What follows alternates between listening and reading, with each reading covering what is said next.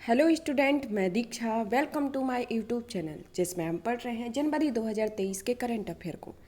अभी तक हमने सेक्शन वाइज हर एक टॉपिक को कंप्लीट किया है। 7 टॉपिक को कंप्लीट कर लिए हैं। ये हमारा 8वां टॉपिक रहेगा कला एवं संस्कृति के बारे में। जनवरी माह में कला एवं संस्कृति से रिलेटेड क्या घटनाएँ हुई, क्या इससे रिलेटेड प्रक्रम रहे, इन सब के बारे में विस्तृत परिचर्चा करते हैं। चलिए तो स्टार्ट करते हैं और पढ़ते हैं कला एवं संस्कृति। इसके अंतर्गत पहला टॉपिक आता है हमारा राष्ट्रीय महत्व के स्मारक के बारे में पढ़ते हैं। राष्ट्रीय महत्व के स्मारक के बारे में सबसे पहले पढ़ते हैं कि ये सुर्खियों में क्यों रहा। हाल ही में प्रधानमंत्री आर्थिक सलाहकार परिषद ने राष्ट्रीय महत्व स्मारक युक्तिकरण की तत्काल आवश्यकता रिपोर्ट जारी की है। तो किसके द्वारा यह रिपोर्ट जारी की गई है? प्रधानमंत्री की आर्थिक सलाहकार परिषद के द्वारा राष्ट्रीय महत्व के स्मारक युक्तिकरण की तत्काल आवश्यकता रिपोर्ट को जारी किया गया। भारत की सांस्कृतिक विरासत और उसके संरक्षण के लिए प्रावधान में भारत के ऐतिहासिक स्मारकों भव्य और विविध सांस्कृतिक इतिहास को दर्शाते हैं। ये देश भर में फैली भारत की मूर्त सांस्कृतिक विरासत का प्रतिनिधित्व करते हैं और इन स्मारकों में 32 यूनेस्को की विश्व धरोहर सूची शामिल है। और गौरतलब है कि यूनेस्को की विश्व धरोहर सूची में भारत के कुल 40 धरोहर शामिल हैं। इनमें 32 सांस्कृतिक, 7 प्राकृतिक और 1 मिश्रित धरोहर स्थल आते हैं। तो कितने धरोहर स्थल हैं? टोटल 40 है, जिसमें 32 सांस्कृतिक है, 7 प्राकृतिक है और 1 मिश्रित है। MNIs की को कानूनी संरक्षण के संदर्भ में कि इसको किस आर्टिकल के तहत या फिर किस अधिनियम के तहत क्या प्रावधान किए गए हैं इसके लिए भारत के संविधान के अनुच्छेद 49 में पूरे देश में राष्ट्रीय महत्व के स्मारकों और वस्तुओं की सुरक्षा करने का निर्देश दिया गया है। सबसे पहला तो ये कि भारतीय संविधान के अनुच्छेद 49 के तहत इस प्रकार इसमें भारत के ऐतिहासिक और पुरातात्विक खजानों का बेहतर रूप से संरक्षण करने के लिए प्राचीन स्मारक तथा पुरातत्वीय स्थल और अवशेष अधिनियम 1958 को लागू किया गया। इसके अंतर्गत 1958 के अधिनियम प्राचीन स्मारक तथा पुरातत्वीय स्थल व अवशेष अधिनियम को लागू किया गया है। AMASR अधिनियम जो 2010 में संशोधित हुआ था, उसको उन प्राचीन ऐतिहासिक स्मारकों, पुरातत्विक स्थलों और अवशेषों के संरक्षण का प्रावधान करता है जिन्हें कानून के तहत राष्ट्रीय महत्व का माना जाता है या घोषित किया गया है। इसके संदर्भ में जैसे राष्ट्रीय महत्व के स्मारक कौन कौन से हैं? कुछ माने गए हैं और कुछ को घोषित किया गया है। माने गए स्मारक के अंतर्गत तो घोषित किए गए स्मारक के बारे में पढ़ते हैं। AMACR अधिनियम की धारा 3 के तहत इसमें सभी प्राचीन और ऐतिहासिक स्मारक, पुरातात्विक स्थल तथा अवशेष शामिल हैं जिनमें निम्नलिखित द्वारा घोषित किया गया है, जैसे प्राचीन और ऐतिहासिक स्मारकों एवं पुरातत्वीय स्थल और अवशेष अधिनियम 1951 को, राज्य पुनर्गठन अधिनियम 1956 की धारा 126 के अनुसार राष्ट्रीय महत्व के प्राचीन स्मारकों की घोषणा।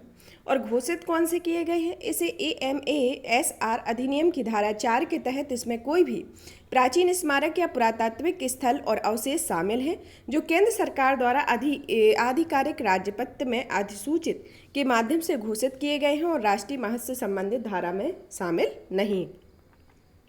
अब पढ़ते हैं कि भारतीय पुरातत्व सर्वेक्षण होता क्या है, इसको कब इसे लागू किया गया और इसका कार्यालय क्या है और यह कब इसको किस कार्यालय में यह संलग्न है, इसका क्या महत्व है, इनके बारे में पढ़ते हैं।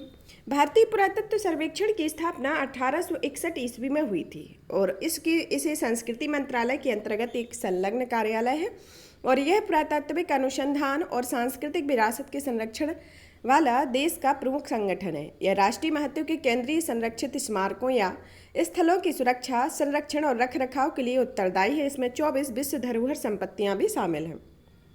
अगस्त 2022 तक भारत में AMASR अधिनियम 1958 के तहत 3695 MNIs थे और इसके अलावा देश में 4500 से अधिक राज्य संरक्षित स्मारक स्थल। MNI के प्रबंधन के संदर्भ में कि इसका प्रबंधन किसके मंत्रालय के द्वारा किया जाता है? MNI का प्रबंधन संस्कृति मंत्रालय के भारतीय पुरातत्व सर्वेक्षण के माध्यम से राष्ट्रीय महत्व के केंद्रीय संरक्षित स्मारकों का प्रबंधन किया जाता है। किस मंत्रालय के तहत? संस्कृति मंत्रालय के तहत। और किसके माध्यम से? भारतीय पुरातत्विक सर्वेक्षण के माध्यम से। राष्ट्रीय संस्मारक प्राधिकरण की स्थापना 2010 में की गई थी और यह संस्मारक प्राचीन संस्मारक पुरातत्वीय स्थल और अवशेष अधिनियम 2010 के तहत स्थापित किया गया था। यह प्राधिकरण राष्ट्रीय महत्व के संस्मारकों की ग्रेडिंग और वर्गीकरण करने में केंद्र सरकार की मदद करता है। एनएमए निषिद्ध और विनियमित क्षेत्रों की सीमाओं की देखरेख करता है, जैसे निषिद्ध क्षेत्र स्मारकों को 100 मीटर के दायरे में विनिर्माण संबंधी गतिविधियों पर प्रतिबंध होना और विनियमित क्षेत्र विनिर्माण पर विनिमयों के निषिद्ध 200 मीटर तक का क्षेत्र विकसित होना है। इसके संदर्भ में एमएनआई के संरक्षण के महत्व के संदर्भ में देखते हैं कि यह किस किस क्षेत्र में है। पहला तो ये कि इसमें अतीत के प्रतिबिंबन के माध्यम से हमारे वर्तमान के आकार को, सामाजिक सांस्कृतिक विविधता को संरक्षित करते हैं। लोगों और स्थानों के बीच पहचान का एक स्रोत है। स्थानीय समुदायों के जीवन में सामाजिक और सांस्कृतिक मूल्य बनाए रखते हैं। सतत समुदायों के निर्माण के लिए शिक्षा का स्रोत है तथा यह संरक्षण प्रयासों और संपत्ति की कीमत में वृद्धि के माध्यम से स्थानीय अर्थव्यवस्था को प्रोत्साहित करते हैं तथा पर्यटन के माध्यम से सरकार और लोगों के लिए राजस्व का प्रमुख स्रोत है। यह इसके संदर्भ में एमएनआई के संरक्षण के आने वाली चुनौतियों के संदर्भ में एमएनआई के संरक्षण में आने वाली चुनौतियों में कानूनी अस्पष्टता का होना, उपनियमों की कमी, जैसे कानूनी अस्पष्टता के तहत एएमएए अधिनियम 1958 में संरक्षण के लिए राष्ट्रीय नीति, राष्ट्रीय महत्व की स्पष्ट परिभाषा का अभाव है। मतलब जो संशोधन अधिनियम है उसमें राष्ट्रीय महत्व की जो परिभाषा है उसमें स्पष्टता में अभाव है। उपनियमों की कमी, वर्ष 2010 में संशोधनों के माध्यम से एनएमए को सभी 3695 स्मारकों के लिए उपनियम तैयार करने की जिम्मेदार बनाया गया है। तब से लेकर अब तक केवल कुछ स्मारकों के लिए ही उपनियम तैयार किए गए। इनमें अभी अधिकांश को एएसआई की मंजूरी नहीं मिली है। चयन संबंधी त्रुटियों के संदर्भ में यह परिभाषा, मूल प्रक्रिया और मानदंडों की कमी से चयन संबंधी त्रुटियां होती है। फिर आता है स्मारकों के सर्वेक्षण समीक्षा के अभाव के संदर्भ में। यह पता लगाने के लिए कोई विस्तृत सर्वेक्षण नहीं करवाया गया है कि स्मारक राष्ट्रीय महत्व के हो सकते हैं, अभी अपनी महत्ता को खो चुके हैं। स्मारकों के भौगोलिक रूप से विषम वितरण के संदर्भ में यह देश भर में फैले हुए हैं और फिर भी इनका भौगोलिक वितरण असंतुलित है। जैसे कि 60% से अधिक एमएनआईज केवल 5 राज्यों जैसे उत्तर प्रदेश, कर्नाटक, तमिलनाडु, मध्य प्रदेश और महाराष्ट्र में है और अकेले दिल्ली में 173 एमएनआई है, लेकिन तेलंगाना जैसे राज्यों में केवल 8 है। तो इसका जो वितरण है वह असमान वितरण है, जो कि असंतुलित वितरण के संदर्भ में देखा जाता है। स्मारकों के रख रखाव पर अपर्याप्त व्यय, जैसे एमएनआईज के संरक्षण और देखरेख के लिए बजटीय आवंटन बहुत कम है और पर्याप्त है।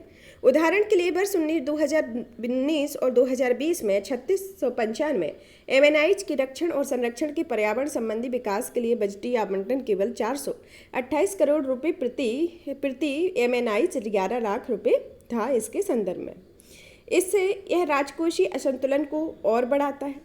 एएसआई में रिक्तियों के संदर्भ में यह प्रतिदिन के रखरखाव तथा सुरक्षा के लिए जिम्मेदार परिचालकों तथा सुरक्षा गार्डों को अत्यधिक रिक्तियां हैं। एनएमए की भूमिका और जिम्मेदारी की स्पष्टता की कमी है, जैसे एएसआई स्मारकों का रखरखाव और एनएमए आसपास के क्षेत्र का विकास की जिम्मेदारियों के पृथक्करण पर स्पष्टता का अभाव है। इसमें भविष्य की ओर देखते हैं कि आगे इसके क्या प्रावधान हो सकते हैं, क्या इसमें सुधार किए जाने चाहिए। उसके संदर्भ में देखते हैं कि स्मारकों को राष्ट्रीय महत्व घोषित करने के लिए एक उचित परिभाषा, स्पष्ट मानदंड और बहुस्तरीय प्रक्रिया होनी चाहिए। जैसा कि अभी जो 2010 के प्रावधान के संशोधन के तहत उसमें जो किया गया है उसमें परिभाषा का स्पष्टता अभाव है। तो ये परिभाषा जब स्पष्ट रहेगी तो कार्य की जो रूपरेखा रहेगी वो बहुत ही बेहतर तरीके से की जा सकती है। विश्व धरोहर स्थलों को यूनेस्को के परिचालन संबंधी दिशा निर्देश के संबंध में मदद कर सकते हैं। कैग के ऑडिट सर्वेक्षण में शामिल नहीं किए गए सीपीएम्स के सर्वेक्षण के माध्यम से एमएनआईज की सूची की तत्काल जांच और युक्तिकरण किया जाना चाहिए और इसके अलावा भविष्य में एएसआई के प्रत्येक एमएनआईज की विशेषताओं की डिजिटल लॉग बुक को बनाए रख सकता है। साथ ही एएसआई के अनिवार्य निश्चित समय में सर्वेक्षण कराया जा सकता है। इसमें स्मारक विशिष्ट, निषिद्ध और विनियमित क्षेत्रों को बनाए रखने में मदद मिलेगी। साथ ही स्मारकों के पास रहने वाले निवासियों के संपूर्ण अनुमोदन प्रक्रिया का डिजिटलीकरण करने में सहायता भी प्राप्त होगी। केंद्र और राज्यों के बीच महत्वपूर्ण मुद्दों के समन्वय समाधान के लिए राज्य स्तरीय समन्वय समितियों का गठन करना चाहिए। साथ ही स्थानीय महत्व के स्मारकों और उनके संरक्षण और रखरखाव से संबंधित राज्यों को सौंप देना चाहिए। वैज्ञानिक उपकरणों और अभिलेखीय रिकॉर्ड का उपयोग करते हुए नामौजूद स्मारकों का पता लगाया जाना चाहिए, जैसे उदाहरण के लिए पुराने राजस्व रिकॉर्ड, राजस्व मानचित्र तथा प्रकाशित रिपोर्ट की मदद से उपग्रहों का उपयोग करना चाहिए तथा क्षेत्र अन्वेषण और नियमित सर्वेक्षण किए जाने चाहिए। एनएमए को एएसआई के तहत एक स्वायत्त निकाय बनाकर उसे सशक्त बनाया जाना चाहिए और साथ ही स्मारकों के रखरखाव की जिम्मेदारी एएसआई से लेकर एनएमए को दी जानी चाहिए, जिसका मुख्य ध्यान पुरातात्विक अनुसंधान, उत्खनन, जीर्णोद्धार और संग्रहालयों के रखरखाव के लिए होना चाहिए। रिक्त पदों को भरना चाहिए, जैसा उसमें जो एक एक करके कमी बताई गई है, जहाँ पर उस चीज़ का अभाव दिखाया गया है उसको और स्ट्रॉन्ग करने की कोशिश करेंगे आगे की ओर, जिससे यह प्रक्रिया और मजबूत हो। स्थानीय पंचायतों और पुलिस को इस स्मारकों की सुरक्षा में शामिल किया जा सकता है और यही आवश्यक है कि इस संबंध में एएमएएसआर अधिनियम में संशोधन किया जा सकता है। एमएनआईज की सुरक्षा, संरक्षण तथा जीर्णोद्धार हेतु विशेष बजट आवंटन के माध्यम से निधि आवंटन में वृद्धि करनी चाहिए। टिकट कार्यक्रमों, शुल्क आदि के माध्यम से एमएनआईज के लिए नए राजस्व स्रोतों को आरंभ करना चाहिए। साथ ही स्थानीय लोगों, गैर सरकारी संगठनों और समाजों की भागीदारी को प्रोत्साहित करना चाहिए। संस्कृति मंत्रालय और एएसआई के साथ पर्यटन मंत्रालय की एडॉप्ट हेरिटेज पहल इसका उदाहरण है, या इसका उदाहरण के रूप में देखते हैं। अब दूसरा टॉपिक आता है चराई देव मोईदाम या अहोम राजवंश की टीले वाली समाधान प्रणाली। जो अहोम राजवंश की टीले वाली समाधान प्रणाली थी उसके बारे में पढ़ते हैं। सुर्खियों में क्यों रही है? सुर्खियों में भारत सरकार ने यह तय किया है कि असम के चराईदेव मैदाम या मोईदाम को वर्ष 2023 के लिए यूनेस्को की विश्व धरोहर सूची में शामिल किया जाएगा। चराईदेव मैदाम या मोईदाम अहोम राजवंश का कब्रगाह है। यह अहोम राजवंश का कब्रगाह है। इससे संबंधित तथ्यों में देखते हैं कि इसकी घोषणा ऐसे समय पर की गई है जब महान अहोम सेनापति लचित बोरफुकन की 400वीं जयंती मना रहा है। उन्हें ताई अहोम के नाम से जाना जाता है। यह किसकी जयंती मना रहा है? लचित बोरफुकन की 400वीं जयंती मना रहा है और उसके संदर्भ में ताई अहोम के नाम से इन्हें जाना जाता है। यदि इसे विश्व धरोहर स्थल के रूप में चुना जाता है तो यह ऐसा दर्जा प्राप्त करने वाली पूर्वोत्तर की पहली सांस्कृतिक विरासत होगी। अब पढ़ते हैं चराईदेव मोईदाम के बारे में कि इनका क्या योगदान रहा। चराईदेव मोईदाम अहोम वंश के राजघराने के अवशेषों वाले टीले हैं। इसकी विशेषता एवं स्थान में यह मोईदाम पटकाई पर्वतश्रेणी श्रृंखला के तलहटी पर स्थित है और इन्हें आमतौर पर असम के पिरामिड के नाम से जाना जाता है। जानकारी के स्रोत के संदर्भ में चांगरुंग फुकन ने मोईदाम के अलग अलग पहलुओं के बारे में विस्तृत जानकारी प्रदान की है तथा चांगरुक फुकन अहोम द्वारा विकसित धर्म वैधानिक ग्रंथ है। संरचना के संबंध में इनकी संरचना गुंबदाकार कक्ष के रूप में होती है और ये अक्सर दो मंजिला होते हैं। इसके शीर्ष पर मिट्टी का एक अर्धगोलाकार टीला होता है और इसके ईंटों की संरचना वाले कक्ष को ढके हुए होता है।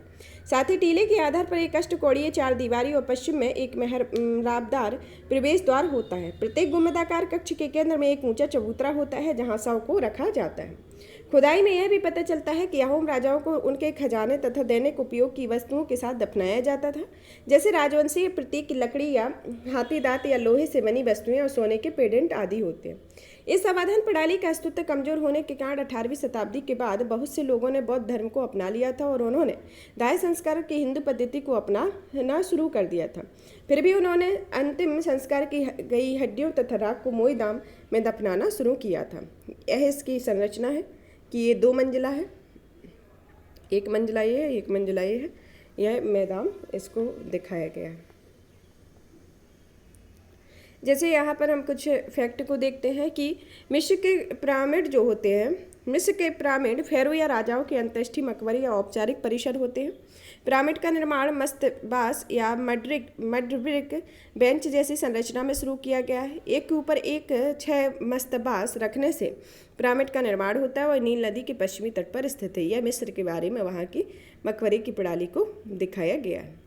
विश्व यूनेस्को की विश्व धरोहर सूची। विश्व धरोहर स्थल वे होते हैं जो विश्व धरोहर स्थल के रूप में उन सांस्कृतिक स्थलों का चयन किया जाता है जो मानवता के लिए उत्कृष्ट सार्वभौमिक मूल्य होते हैं।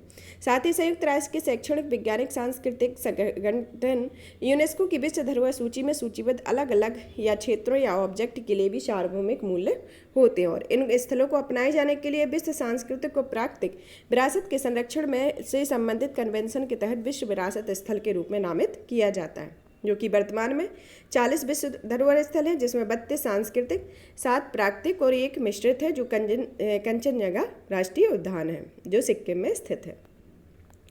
अब आता है मोईराम निर्माण के चरण की अवधि के बारे में देखते हैं। यह 13वीं शताब्दी से 17वीं शताब्दी तक कैसी रही, इसकी प्रक्रिया और 18वीं शताब्दी से बाद में इसमें क्या रहा। उपयोग की जाने वाली सामग्री के संदर्भ में 13वीं से 17वीं शताब्दी में के निर्माण के लिए लकड़ी का उपयोग प्राथमिक सामग्री के रूप में किया जाता था। 18वीं सदी के बाद में निर्माण के लिए इसमें अलग अलग आकारों के पत्थरों और ईंटों के उपयोग किया जाता था। अब आते हैं राजवंश के संदर्भ में अहोम राजवंश के बारे में पढ़ते हैं। अहोम राजवंश की स्थापना छो लुंग सुखफा ने 1228 ईस्वी में की थी। वह मोंग माओ किसान राजकुमार था तथा वह पटकाई पर्वत को पार करके म्यांमार से असम आया था। असम वंश की पहली राजधानी चिराईदेव, जो गुवाहाटी के पूर्व में स्थित है, थी और 16वीं शताब्दी में सुहंगमुंग के शासनकाल में अहोमों ने चुटिया और कछारी राज्यों के क्षेत्रों पर अधिकार कर लिया था। लचित बोरफुरन, जिसके बारे में अभी इन्हीं से संबंधित रहा है, वह एक महान सेनापति थे जिन्होंने 1662 ईस्वी में मुगल सम्राट औरंगजेब की सेना में असम पर आक्रमण किया और गुवाहाटी पर कब्जा कर लिया था। सरायघाट की लड़ाई जो 1671 में हुई थी, वह लचित बोरफुरन ने मुगल सेना को हरा दिया था और मुगलों द्वारा कब्जा किए जाने वाले क्षेत्रों को पुनर्प्राप्त कर लिया था। इनके संदर्भ में अहोम राज्य का प्रशासन के बारे में, इनका प्रशासन अहोम राजा के स्वर्गदेव के नाम से जाना जाता था तथा मंत्रिपरिषद को पात्र मंत्री कहा जाता था। बोर बरुआ और जो सैन्य और न्यायिक प्रमुख होते थे और बोरफुरन जो सैन्य और असैन्य महत्वपूर्ण अधिकारी होते थे। उन्होंने भुइया जमींदारों की पुरानी राजनीतिक प्रणाली को बदल दिया था। समाज और धर्म के बारे में, इनका समाज को कुलों या खेलों में विभाजित किया जाता है। एक खेल अक्सर कई गांवों में नियंत्रित होता था। उन्होंने हिंदू धर्म के कई तत्वों जैसे वर्ण व्यवस्था को अपनाया। शुरुआत में वे आदिवासी देवता की पूजा किया करते थे। उन्होंने सुदांगफा जो 1397 से 1407 के शासनकाल के समय हिंदू धर्म को अपनाया था, हालांकि उन्होंने अपनी पारंपरिक मान्यताओं को पूरी तरह से नहीं छोड़ा था और राजा ने मंदिरों और ब्राह्मणों को भूमि दान दिया था। अब अहोम राज्य की अर्थव्यवस्था के बारे में, इनकी अर्थव्यवस्था उन्होंने पाइक प्रणाली का पालन किया, जिसमें एक बंधुआ मजदूर के रूप में कार्य करते थे। उन्होंने ऊपरी असम में नम चावल की खेती शुरू की और यह काफ़ी हद तक दलदली और कम आबादी वाली भूमि होती थी। सेना के बारे में, अहोम सेना में पैदल सेना, नौसेना, तोपखाने, हाथी, घुड़सवार सेना और गुप्तचर शामिल होते थे। पाइक प्रणाली के तहत भर्ती किए जाने वाले वयस्कों का लड़ाकू के रूप में उपयोग किया जाता था। इसके लिए उन्होंने भूमि का एक भाग दिया जाता था। अहोम सैनिक गुरिल्ला लड़ाई में निपुण थे और इस रणनीति से वे शक्तिशाली मुगलों को पराजित करने में सफल रहे।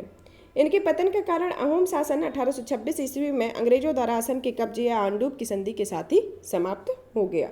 तो इसके संदर्भ में अब पढ़ते हैं सम्मेद शिखर या शत्रुंजय पहाड़ी के बारे में।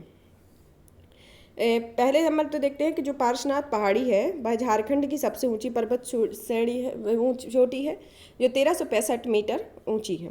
सम्मेद शिखर के बारे में सुर्खियों में क्यों रहा है? यह झारखंड में पारसनाथ पहाड़ी पर सम्मेद शिखर और गुजरात के पालीताड़ा में शत्रुंजय पहाड़ी जैन धर्म के धार्मिक स्थल हैं और इन धार्मिक स्थलों पर हस्तक्षेप को लेकर जैन समुदाय ने देश भर में विरोध प्रदर्शन किया है। इसके संदर्भ में अन्य संबंधित तथ्य में देखते हैं कि झारखंड में यह विरोध पारसनाथ पहाड़ी को पर्यटन स्थल और पर्यावरण संवेदनशील क्षेत्र घोषित करने के संबंध में रहा है। जैन समुदाय झारखंड सरकार की पर्यावरण नीति को विरोध कर रहा है और इस नीति का उद्देश्य पारसनाथ पहाड़ी में सम्मेद शिखर के पर्यटन स्थल के रूप में विकसित करना है। इसके अलावा 2019 में पारसनाथ पहाड़ी को केंद्रीय पर्यावरण, वन और जलवायु परिवर्तन मंत्रालय द्वारा एक पर्यावरण संवेदनशील क्षेत्र के रूप में घोषित किया गया था। मंत्रालय ने यहाँ एक इको टूरिज्म विकसित करने की योजना बनाई है। जैन समुदाय का मानना है कि इससे उनके धार्मिक स्थल की पवित्रता भंग होती है। गुजरात में यह विवाद प्रथम जैन तीर्थकर भगवान आदिनाथ के पैरों का प्रतिनिधित्व करने वाले संगमरमर की नक्काशी आदिनाथ दादा के पगला के तोड़फोड़ के लेकर है। जैन समुदाय में शत्रुंजय पहाड़ी के अवैध व्यवसायीकरण व खनन पे भी चिंता है। जैन समुदाय की मांग है कि शत्रुंजय पहाड़ी और उसके आसपास के क्षेत्र की रक्षा की जाए और इसकी पवित्रता बनी रहे। चलिए तो पढ़ते हैं सम्मेद शिखर के बारे में क्या है। सम्य शिखर या शिखर जी के नाम से जाना जाता है। यह जैन धर्म में सिद्ध क्षेत्र या तीर्थराज भी कहा जाता है, जिसका अर्थ होता है तीर्थों का राजा। यह झारखंड में पारसनाथ पहाड़ी में स्थित है। इसमें इनके 23वें तीर्थकर पार्श्वनाथ के नाम से जाना जाता है। ऐसा माना जाता है कि 24 जैन तीर्थंकरों में से 20 भगवान ऋषभदेव, भगवान वासुपूज्य, भगवान नेमिनाथ और भगवान महावीर को छोड़कर इस शिखर पर मोक्ष प्राप्त कर चुके हैं। तीर्थंकर का अर्थ पूर्णा, जो केवल ज्ञान के लिए रूपक है। तीर्थंकर भगवान का एक अवतार नहीं है, वह एक साधारण आत्मा है जो एक मानव के रूप में पैदा होती है। वह तपस्या, समता और ध्यान की गहन प्रथाओं के परिणाम स्वरूप तीर्थंकर की अवस्था को प्राप्त करती है। शिखर जी की पूजा श्वेतांबर और दिगंबर दोनों करते हैं तथा शिखर जी श्वेतांबर पंचतीर्थ या 5 प्रमुख तीर्थ स्थल का भी हिस्सा है। इनके अन्य 4 अष्टप्रद, गिरनार, माउंट आबू और दिलवाड़ा के और शत्रुधन इसमें है। अब पढ़ते हैं शत्रुंजन पहाड़ी के बारे में। इसकी क्या विशेषता है? यह पहाड़ी गुजरात के भावनगर जिले के पालीताड़ा में स्थित है। यह कहाँ पर स्थित है? यह गुजरात के भावनगर जिले के तालीपाड़ा में। यह पुंडरिक जिले गिरी के नाम से भी जानी जाती है। पुंडरिक आदिनाथ के पोते थे। यह शत्रुंजी नदी के तट पर स्थित है। इनका उद्गम स्थल जूनागढ़ जिले के गिरवन में चचाई पहाड़ियाँ हैं और यह एक पूर्व की ओर बहने वाली नदी है जो कैम्बे की खाड़ी में जाके गिरती है। आदिनाथ या ऋषभनाथ जैन धर्म के पहले तीर्थंकर हैं और उन्होंने इस पहाड़ी पर अपना उपदेश दिया था। इस पहाड़ी पर मंदिर 11वीं शताब्दी से 12वीं शताब्दी में बनाए गए थे। अब पढ़ते हैं इनके संदर्भ में कि संथालों ने पारसनाथ पहाड़ी पर अपना दावा दिया था। इसमें एक पढ़ लेते हैं। जैन समुदाय द्वारा विरोध करने पर केंद्रीय पर्यावरण, वन और जलवायु परिवर्तन मंत्रालय ने पारसनाथ पहाड़ी के 10 किलोमीटर के दायरे में शराब व मांसाहारी भोजन की बिक्री पर प्रतिबंध लगा दिया है। इस फैसले का झारखंड के सबसे आदिवासी समूह संथालों ने विरोध किया है। वे पार्श्वनाथ पहाड़ी को अपना मरुंग बुरु या पहाड़ी देवता मानते हैं और इस फैसले से उनकी पशु बलि जैसे धार्मिक अनुष्ठान प्रभावित होंगे। ब्रिटिश काल के दौरान पार्श्वनाथ पहाड़ी पर संथाल और जैनियों के बीच विवाद की सुनवाई प्रीवी काउंसिल द्वारा की गई थी और प्रीवी काउंसिल ब्रिटिश साम्राज्य की सर्वोच्च संस्था होती थी और परिषद में संथाल जनजाति के पक्ष में फैसला सुनाया गया था। अब पढ़ते हैं श्वेतांबर संप्रदाय के अन्य प्रमुख तीर्थ जैसे अष्टप्रद, गिरनार और दिलवाड़ा मंदिर के बारे में। अष्टप्रद के बारे में यह तिब्बती सीमा पर दक्षिण पश्चिम सीमा के सिंचुआन प्रांत में स्थित है। इसका शाब्दार्थिक अर्थ 8 चरण है। ऐसा माना जाता है कि इसमें प्रथम जैन तीर्थंकर ऋषभदेव ने इसी स्थान पर निर्माण प्राप्त किया था। फिर आता है गिरनार। गिरनार यह गुजरात राज्य में स्थित है। इसमें 22वें तीर्थंकर नेमिनाथ ने यहाँ निर्माण प्राप्त किया था। इसे रेवतक पहाड़ के नाम से भी जाना जाता है। अब आता है दिलवाड़ा जैन मंदिर। यह मंदिर दिलवाड़ा मंदिर या राजस्थान के सिरोही जिले में स्थित माउंट आबू पर स्थित श्वेतांबर जैन मंदिर का समूह है। यह मंदिर 5 प्रमुख मंदिर हैं जैसे तीर्थंकर जैसे भगवान महावीर, आदिनाथ, पार्श्वनाथ, ऋषभदेव जी और नेमिनाथ को समर्पित है। वे अद्भुत संगमरमर के पत्थर की नक्काशी के लिए विख्यात है। इन मंदिरों का निर्माण चालुक्य राजवंश के शासनकाल में 11वीं शताब्दी से 13वीं शताब्दी के बीच करवाया गया था। अब पढ़ते हैं भारत में लोकतांत्रिक मूल्यों की जड़ों के बारे में। सुर्खियों में क्यों? मन की बात के एक हालिया एपिसोड में प्रधानमंत्री ने भारतीय प्रगति के एक लोकतांत्रिक समाज और लोकतंत्र सदियों में हमारे दैनिक जीवन का अभिन्न अंग रहा है, इसके संदर्भ में कहा है। प्रधानमंत्री द्वारा उल्लेखित संस्थाएं या प्रथाओं के बारे में, जैसे पहला शिलालेख उत्तर मेरूर के बारे में।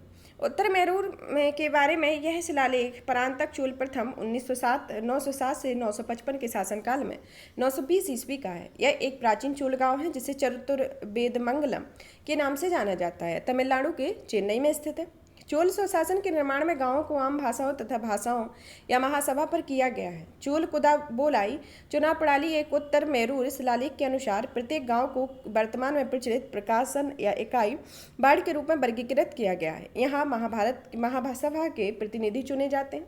चुनाव लड़ने के लिए पात्रता के संबंध में इसमें एक भूस्वामी होना चाहिए और कानूनी रूप से स्वामित्व वाली जगह पर बने घर का मालिक होना चाहिए। वैदिक मंत्रों का जानकार होना चाहिए तथा 35 वर्ष से अधिक और 70 वर्ष से कम आयु का होना चाहिए। इसकी अयोग्यता के संदर्भ में यदि निर्वाचित सदस्य कदाचार दोषी पाया जाता है तो उसे भविष्य में चुनाव लड़ने के लिए अयोग्य घोषित किया जा सकता है और कदाचार के कृत्यों में रिश्वत लेना और दूसरे की संपत्ति गबन करना इसमें शामिल है। लोकतांत्रिक मूल्य के अंतर्गत के जैसे निर्वाचित प्रतिनिधि, मतदान का अधिकार और निर्वाचित प्रतिनिधियों का आचरण आदि इसके अंतर्गत आते हैं। अब आते हैं भगवान बसवेश्वर का अनुभव मंडल। इसकी स्थापना भगवान वशिष्ठ दर्शन शास्त्र और अनुभव के लिए लोगों को एकत्र करने हेतु की गई थी। अनुभव मंडल मानव जाति के इतिहास में शुरुआती संसदों में से एक था। असाधारण उपलब्धि वाले एक महान योगी प्रभुदेव इसके अध्यक्ष थे। भगवान बसव ने इसकी प्रधानमंत्री के रूप में प्राप्त किया था। वर्तमान संसद और अनुभव मंडल के बीच यही अंतर है कि अनुभव मंडल के सदस्यों को लोगों द्वारा निर्वाचित नहीं किया जाता था और यह मंडप के उच्च अधिकारी के रूप में मनोनीत किए करते थे। यह संसदीय लोकतंत्र में इसके लोकतांत्रिक मूल्य के अंतर्गत है।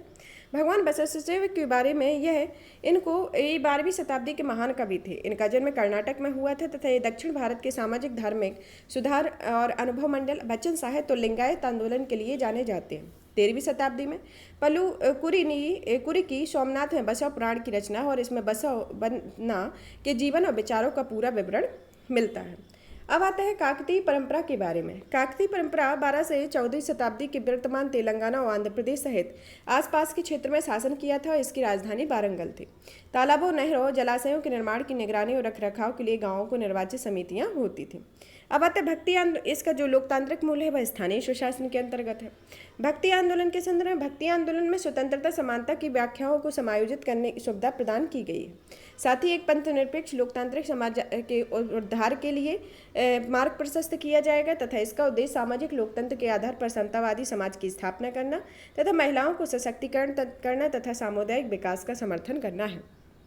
इसके लोकतांत्रिक मूल्य में जैसे समानता का अधिकार, पंथ निरपेक्षता, अवसर की समानता और लोगों के कल्याण को बढ़ावा देना आदि होता है।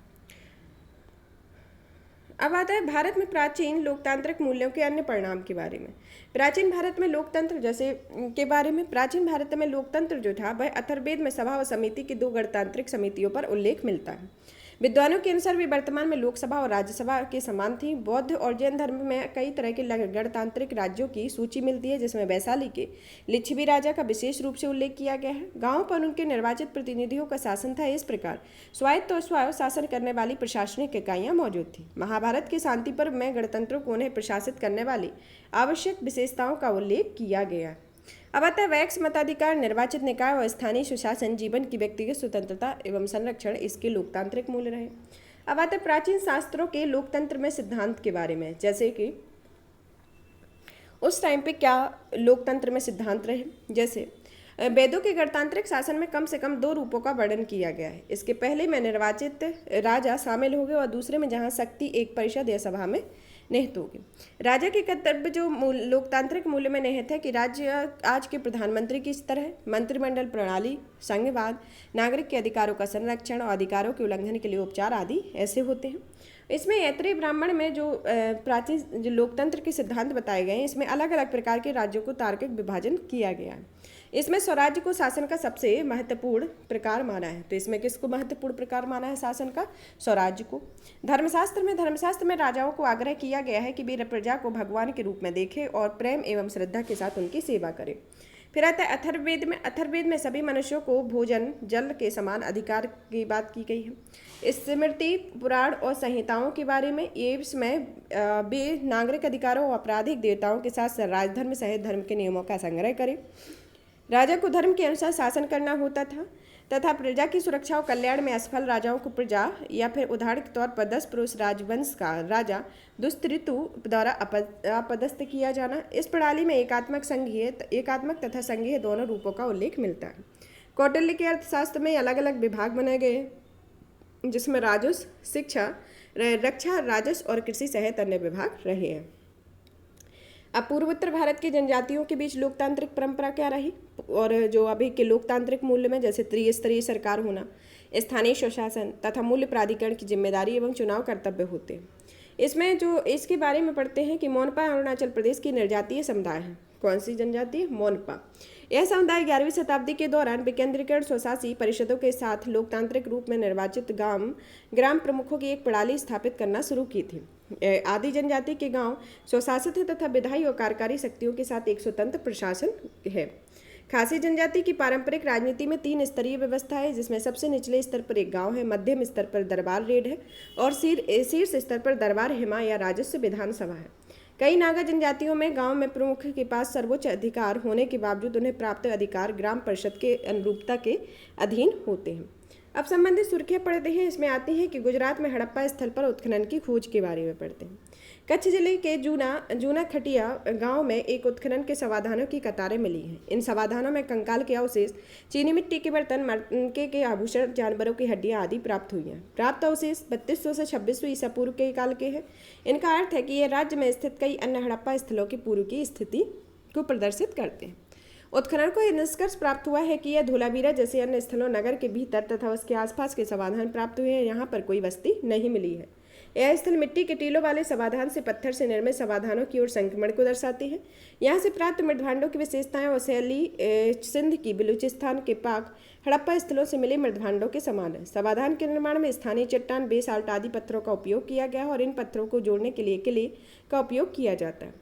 सिंधु घाटी सभ्यता में समाधान प्रक्रिया की प्रमुख प्रथाएं जैसे अलग अलग समाधान को भिन्न भिन्न पद्धतियां प्रचलित थीं, जिसमें 3 प्रथाएं थी: पूर्ण समाधान, आंशिक समाधान और कलश समाधान।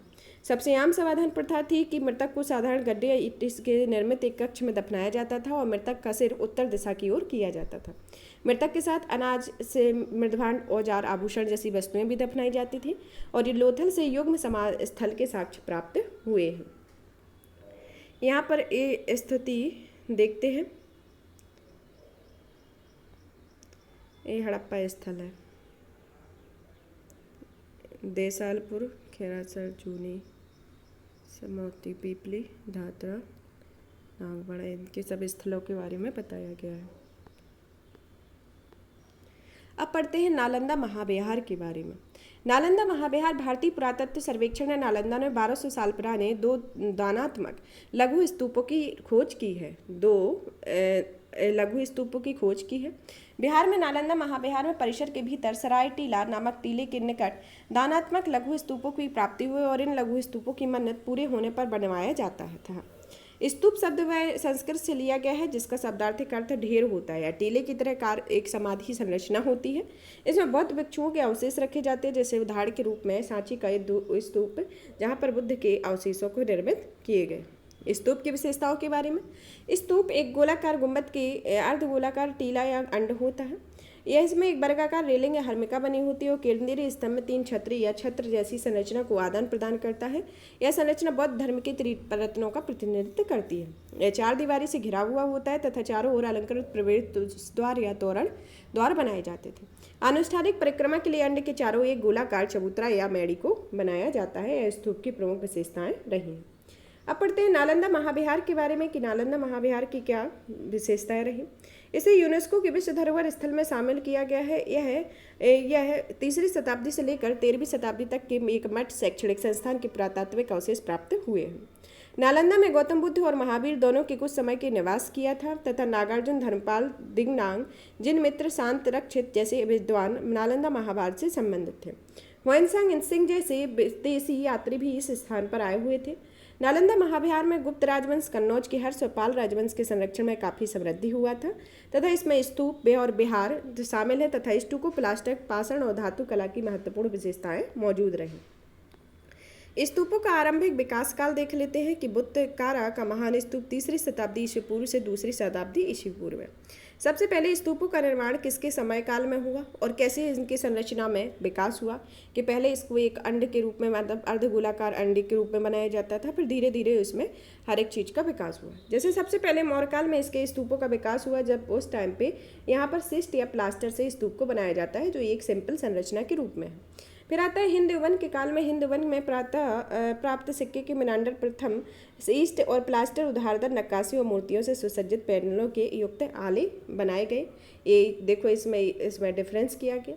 फिर हिंद यवन के 2री शताब्दी ईसा पूर्व के प्राप्त मिनांडर प्रथम ने शीस्ट और प्लास्टर से निर्मित किया।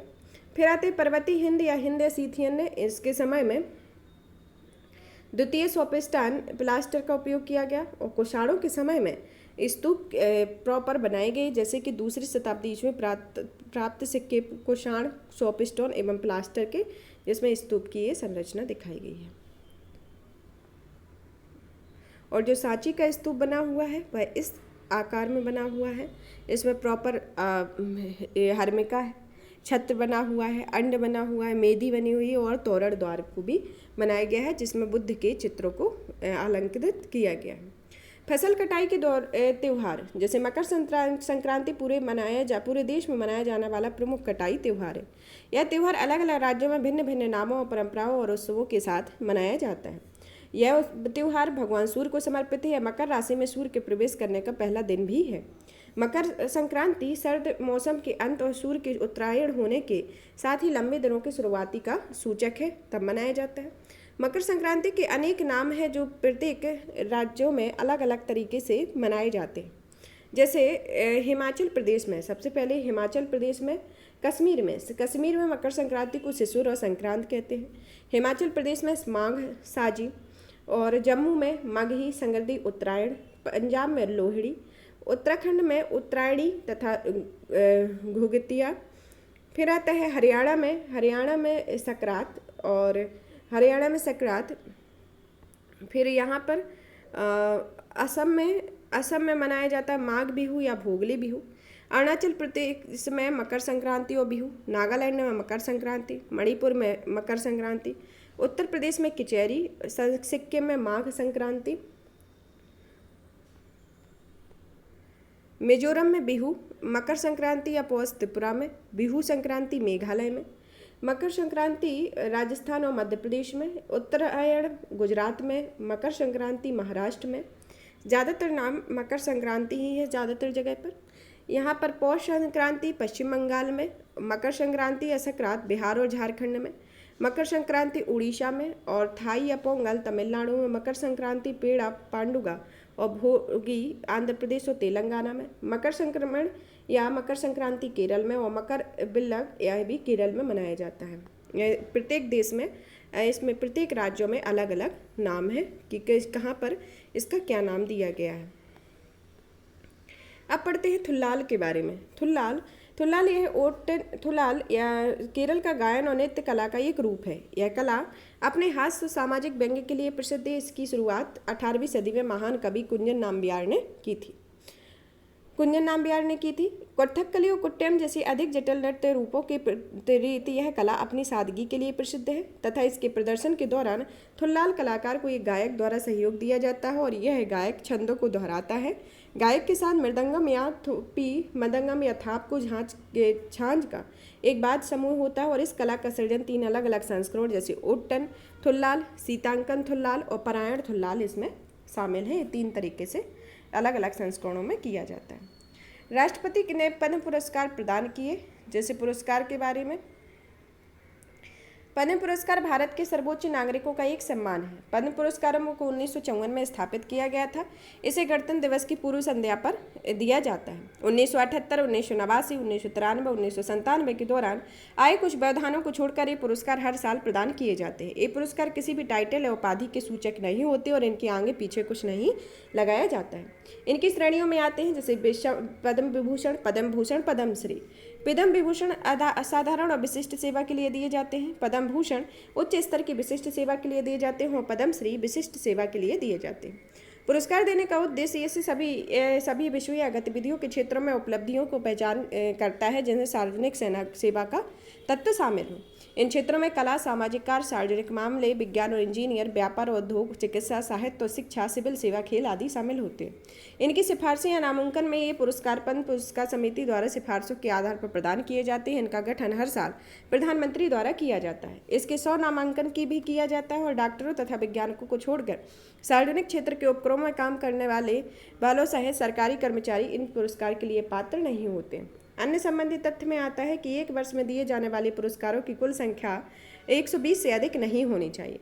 ये पुरस्कार आमतौर पर मरणोपरांत नहीं दिए जाते। हालांकि अत्यधिक पात्र मामलों में सरकार मरणोपरांत भी पुरस्कार प्रदान करने के लिए विचार कर सकती है। उच्चतर श्रेणी में पद्म पुरस्कार केवल उसी मामले में प्रदान किए जाते हैं जिस मामले में पूर्व पद्म पुरस्कार प्रदान किए जाने में कम से कम 5 वर्षों की अवधि बीत गई हो। हालांकि अत्यधिक पात्र मामलों में पुरस्कार समिति द्वारा इस अवधि को छूट प्रदान कर सकती है। पुरस्कार विजेताओं को राष्ट्रपति द्वारा हस्ताक्षरित एक और पदक प्रदान किया गया है। इसको कोई नगद पुरस्कार शामिल नहीं है इसके अंतर्गत।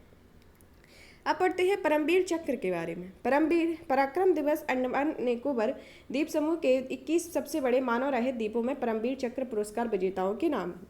पराक्रम दिवस नेताजी सुभाष चंद्र बोस की जयंती के अवसर पर मनाया जाता है। इसे परमवीर चक्र भारत के सर्वोच्च सैन्य पदक है और इसे युद्ध के दौरान अद्भुत वीरता प्रदर्शित करने के लिए दिया जाता है। इसे श्रीमती सावित्री खानोकल को ने डिजाइन किया था।